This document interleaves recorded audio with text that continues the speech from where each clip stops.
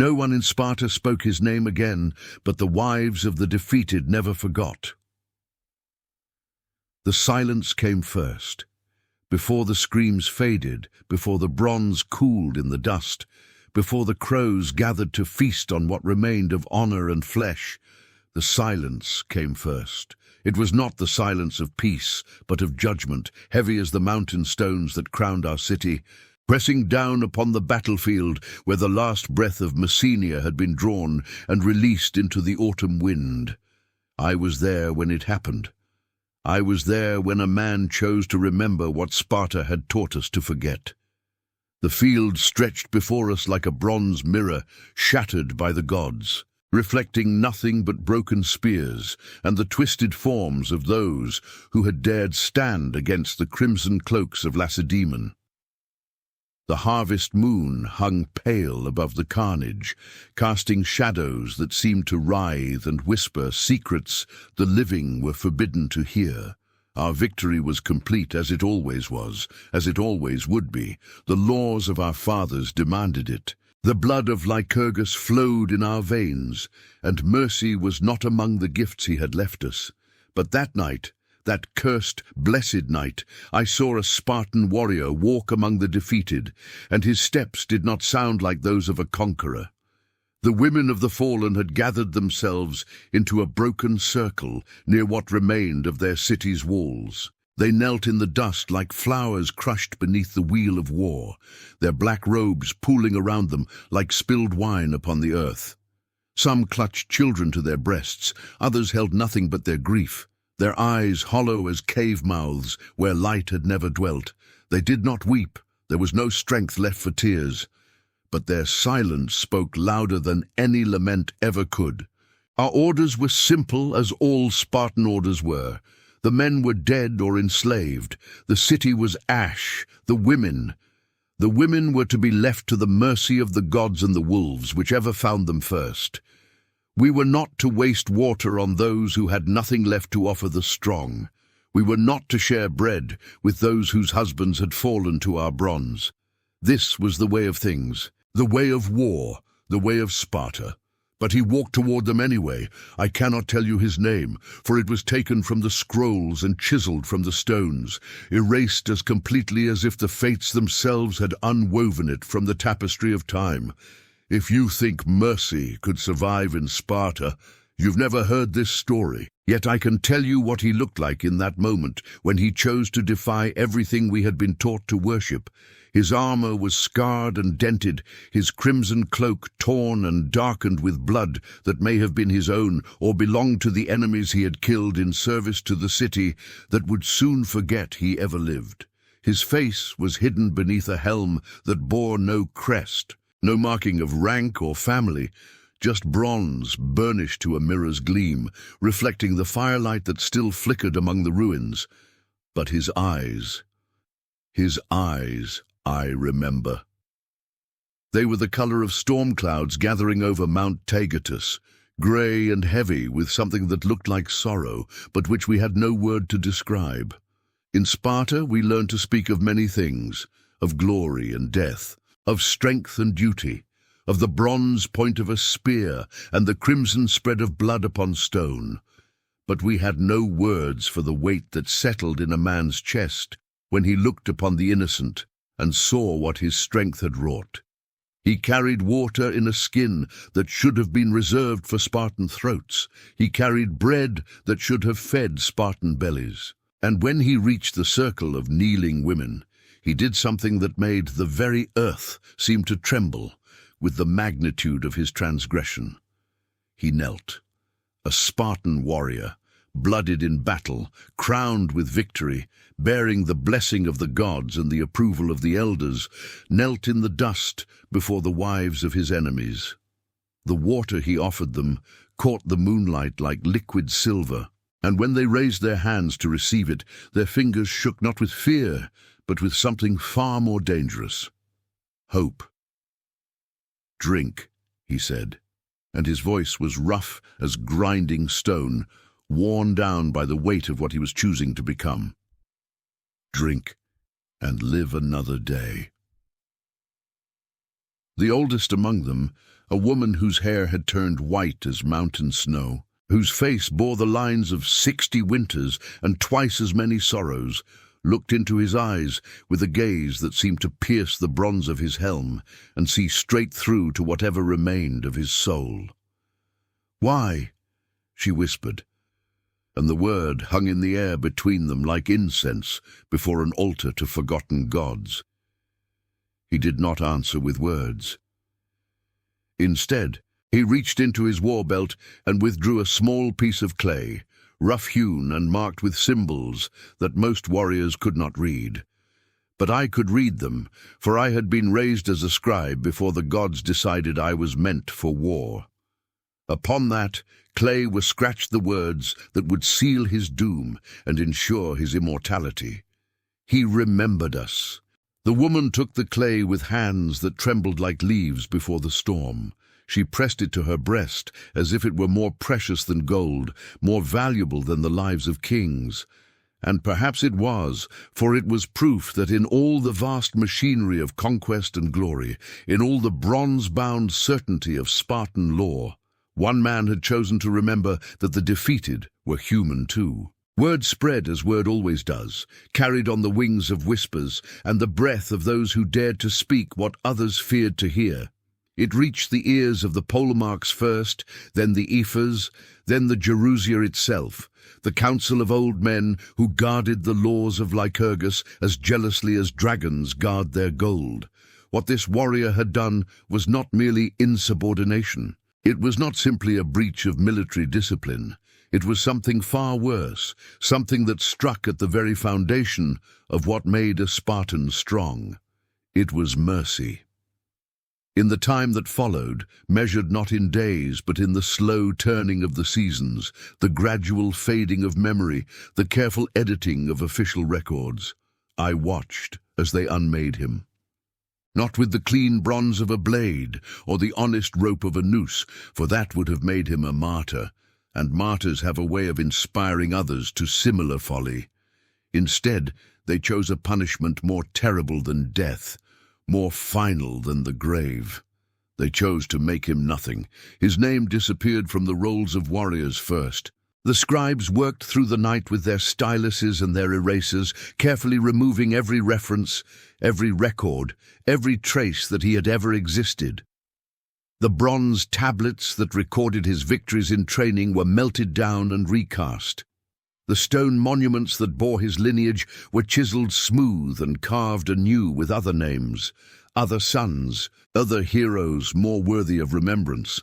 His family, if he had family, were forbidden to speak of him. His friends, if he had friends, found their own names mysteriously beginning to fade from certain documents, a gentle but unmistakable reminder that association with the forgotten could lead to being forgotten oneself. Even his former enemies, the warriors he had faced in combat, were instructed to alter their stories, to remove any reference to battles fought against a man who no longer officially existed. But the women remembered. In the years that followed the destruction of their city, as they were scattered like seeds on the wind to serve in distant households, to labor in foreign fields, to raise children who would never know their fathers' names, they remembered. In the slave markets of Aegina, where they were sold like cattle to the highest bidder, they whispered his story to one another in words so soft that even their new masters could not hear. In the olive groves of Attica, where they bent their backs beneath the Mediterranean sun, they scratched symbols in the earth that spelled out his deeds before the evening rain washed them away. Some said he had been executed in secret, buried in an unmarked grave beyond the borders of Laconia, where the wild wolves would scatter his bones and ensure that even the earth would forget him. Others claimed he had been sent into exile, banished to wander the edges of the known world where no Spartan foot had ever trod, condemned to live among barbarians who would never understand the magnitude of his sacrifice. But I knew better. I had seen him in those final days before his erasure was complete, walking the streets of Sparta like a ghost of himself, his face uncovered now, his eyes still grey as storm clouds, but somehow cleaner, as if a great weight had been lifted from his shoulders. He moved among us like a man already dead, already forgotten, and perhaps that was why I alone seemed able to see him clearly. On the last day, as the sun set behind the mountains and painted the sky the colour of spilled blood, I saw him standing at the edge of the agora, watching the scribes burn the final scrolls that had once contained his name. The flames leaped and danced, consuming papyrus and memory with equal hunger. And when the last ember died away into darkness, he turned and walked toward the gates of the city that had made him and unmade him in equal measure. I followed at a distance, keeping to the shadows, as I had been trained to do in war. And I watched as he paused at the threshold between the world of the living and the realm of the forgotten. For a moment, he looked back toward the lights of Sparta, toward the red glow of forge fires and the steady gleam of bronze, toward everything he had been and everything he could never be again. Then he spoke, and though his words were meant for no ears but his own, the wind carried them back to me like a final gift. "Let them forget me," he said to the night and the stars and the watchful gods. "Let my name die with the last breath of the last man who knew it, but let them remember what I chose to remember, that even in war, even in victory, even in the heart of Sparta itself, some things are worth more than glory." And with that, he walked into the darkness beyond the gates, and I never saw him again. But the women. The women carried his memory like a sacred flame, passing it from mother to daughter, from sister to sister, from one generation of the forgotten to the next. They could not speak his name, for even they had never learned it, but they could speak of his deeds, of his choice, of the moment when a Spartan warrior chose to honor the humanity of his enemies rather than the laws of his fathers. They told of how he had walked among them not as a conqueror, but as a guardian, how he had shared his water and his bread, how he had looked into their eyes and seen not defeated enemies, but grieving wives and mothers deserving of compassion. They spoke of the clay tablet he had given to their eldest, of the words carved into its surface that proved one man had remembered them when the world was determined to forget. Years passed. Decades turned to dust. The great wars that had seemed so important to the men who fought them faded into legend, and the legends faded into myth, and the myths into whispers spoken around dying fires on winter nights when the wind howled down from the mountains and made even the bravest souls remember their mortality. The women aged and died, as all mortals must, but before they passed beyond the veil, they made certain that their daughters knew the story, and their daughters' daughters, and all the generations yet to come. They told of the nameless warrior who had defied his city for their sake, who had chosen mercy over glory, humanity over law, remembrance over obedience. And in the telling, something strange began to happen. The story began to change, to grow, to take on a life of its own that transcended the simple facts of what had occurred on that long-ago battlefield. Some versions spoke of how he had saved not just a few women, but entire families, spiriting them away from the ruins of their city to safety in distant lands. Others claimed he had been more than a simple warrior, that he had been a prince or a general or even a king who had sacrificed everything for the sake of justice. But through all the variations, through all the elaborations and embellishments that time and retelling had woven into the tale, one element remained constant, unchanged, sacred: the clay tablet with its simple inscription. He remembered us. 4 words that had outlasted empires, 4 words that had survived the death of cities and the fall of kings, 4 words that had become more enduring than bronze, more lasting than stone. I learned this years later, when I was old and grey, and my fighting days were long behind me, when the weight of my own secrets had grown too heavy for one man to bear alone. I had become a wanderer myself by then, following roads that led nowhere in particular, seeking something I could never name, but always knew I would recognize when I found it. It was in a small village beyond the borders of what had once been Messenia, in a marketplace where old women sold herbs and young men dreamed of wars they had never fought, that I heard the story told again. A grandmother, bent with age and wise with suffering, was teaching her granddaughter the songs of their people, the old songs that kept memory alive when writing failed and stone crumbled. "Tell me again about the Spartan who remembered," the child asked, her eyes bright with the wonder that only the young can truly possess. And the old woman smiled, her face creased with lines that spoke of laughter and tears in equal measure, and began to speak in a voice that carried the weight of generations.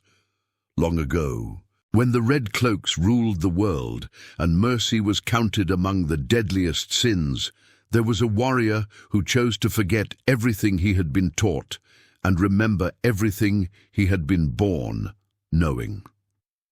I listened to that story as I had listened to it 100 times before, in 100 different places, told by 100 different voices, and each time I heard it, I felt the same mixture of wonder and sorrow that had filled me on that night so many years ago, when I had watched a man choose to walk into exile rather than live as a stranger to his own conscience.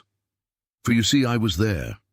I was the scribe who had read the words upon that clay tablet before it was pressed into the hands of a grieving woman. I was the soldier who had followed him to the gates of Sparta and watched him disappear into a darkness from which no official record said he had ever emerged. I was the keeper of a secret that had eaten at my soul like acid for more years than I cared to count. And now, as I sit in the twilight of my days, with the shadows growing long around me and the sound of my own breathing growing fainter with each passing moment, I find myself compelled to break the silence that has bound my tongue for so long. Not because I seek absolution, for some sins are too great for forgiveness, but because some truths are too important to die with those who carry them. His name was Cleomenes, son of Archidamos, born in the year of the great earthquake, trained in the agoge from his 7th summer, blooded in battle before his 20th winter. He had served Sparta faithfully for 15 years before that night when he chose a different kind of service, a different definition of honor, a different understanding of what it meant to be strong. I know this because I was his friend. Not close. Spartans were not trained for closeness, but close enough to recognize the change that had come over him in the months before his final choice. Close enough to see the way he had begun to look at the faces of the defeated, the way his hands had begun to shake when the victory celebrations grew too loud, the way his eyes had grown distant during the sacred rituals where we thanked the gods for making us stronger than our enemies. He never spoke of what was happening to him, for we had no words in our language for the thing that was growing in his chest like a tumor of conscience. But I could see it in the way he held himself, in the way he moved through the world, as if he were carrying a burden that grew heavier with each passing day. He was becoming something that Sparta had no use for, something dangerous and beautiful and doomed. And on that night, when the women of Messenia knelt in the dust of their ruined city, he had finally found the courage to set that burden down. I should have stopped him. I should have called out to him as he walked toward those kneeling figures, should have reminded him of his duty, his oath, his obligations to the city that had made him what he was. I should have done many things that might have saved his name, his place in history, his right to exist in the memory of men. But I did not.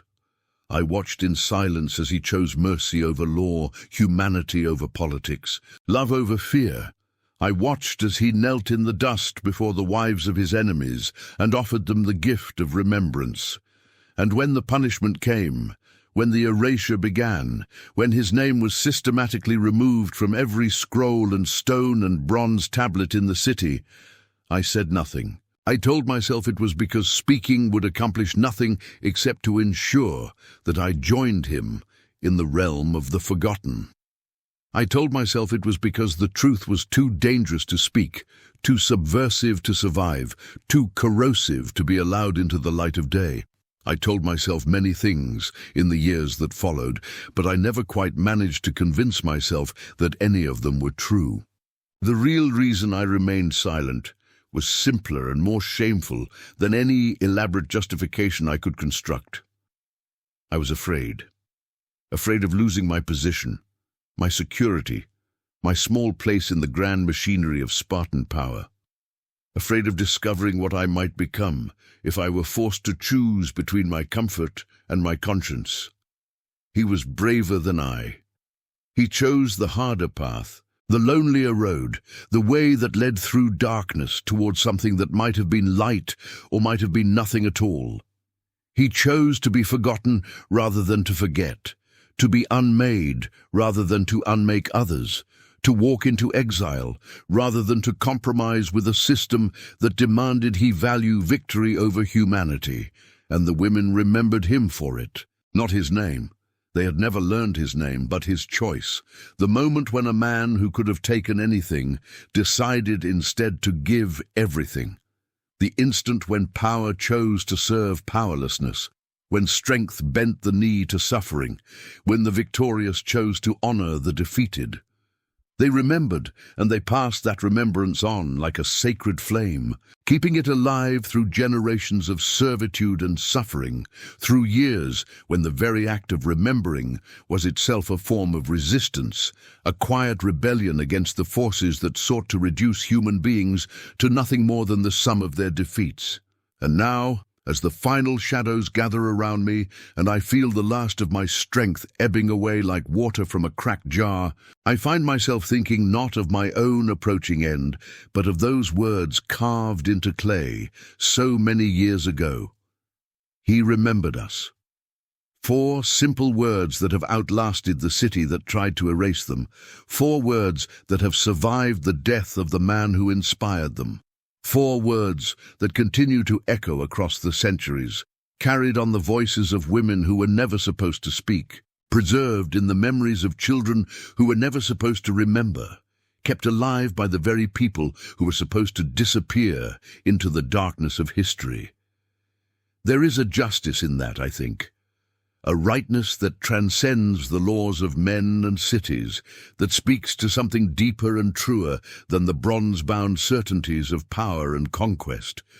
For in the end, what matters is not who wins the battle, or who writes the official histories, or whose names are carved on monuments that will crumble to dust when the winds of time finally claim them.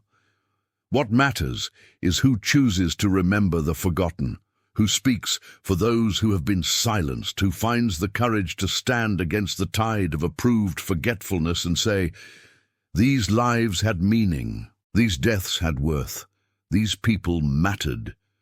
He disobeyed for those who could not speak, and so no one in Sparta spoke his name again, but the women. They still do, and in their whispers, in their stories, in their stubborn refusal to let the truth die with the last witness, something lives on that is greater than any victory, more enduring than any empire, more powerful than any law ever carved in stone or bronze, or the hearts of men who mistake strength for wisdom. They remember. They pass the remembrance on. And in that simple act of collective memory, they ensure that mercy, true mercy, chosen freely in the face of overwhelming pressure to forget, will never be entirely extinguished from the world. The wind carries their voices still.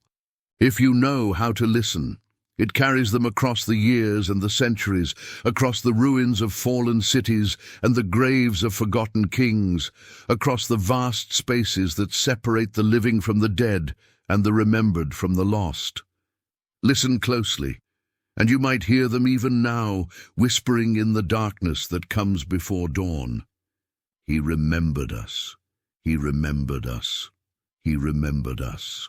Once, and in that whispered repetition, in that stubborn insistence on the power of one man's choice to honor the humanity of his enemies, the nameless warrior lives on, not in the official histories or the bronze monuments or the approved chronicles of power, but in something far more enduring and far more precious. He lives on in the knowledge that even in the darkest moments of human history, even when the machinery of war grinds forward with all its terrible efficiency, even when the strong seem determined to forget the very existence of the weak, even then, someone might choose to remember.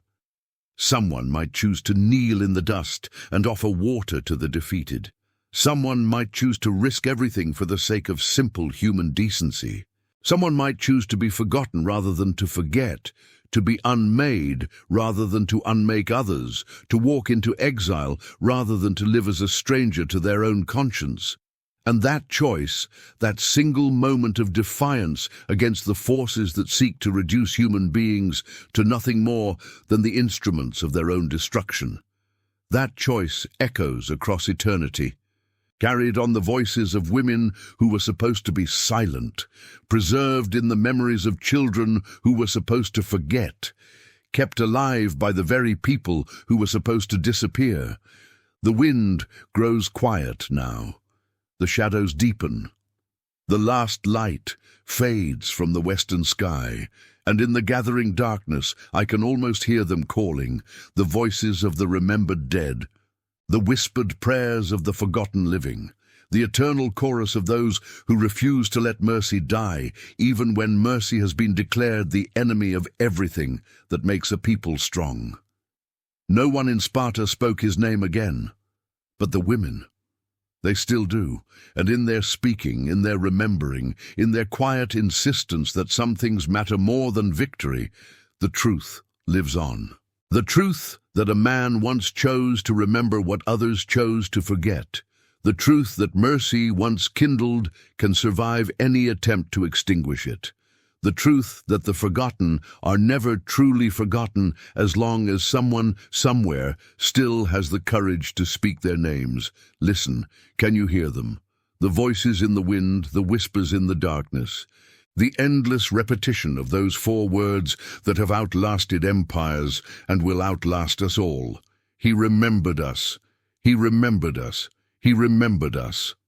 And in that remembrance, something eternal lives, something that neither time nor power nor the deliberate forgetting of men can ever truly destroy.